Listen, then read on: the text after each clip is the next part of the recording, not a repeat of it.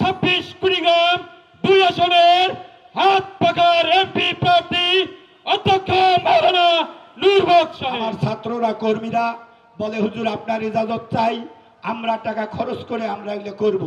আমি বললাম ঠিক আছে তোমরা করো, কিন্তু দুঃখের বিষয় আমাদের ফেস্টুনের উপর ফেস্টুন লাগানো হয়, আমাদের পোস্টারকে ছিঁড়িয়ে দেওয়া হয়, আমাদের বিলবোর্ডের উপরে বিলবোর্ড লাগানো হয়।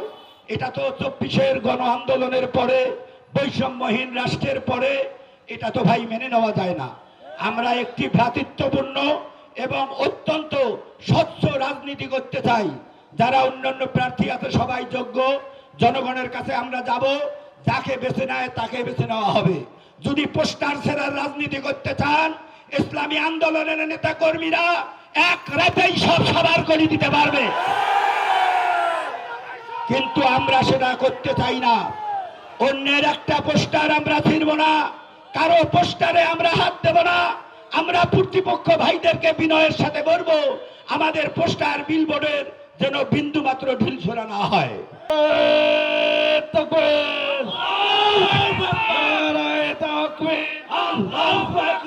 নেতা নয় নীতি চাই, প্রিন্সিপাল হুজুরের ভয় নাই, বাধা হবে যেখানে, লড়াই হবে সেখানে, লড়াই হবে সেখানে, বাধা হবে যেখানে।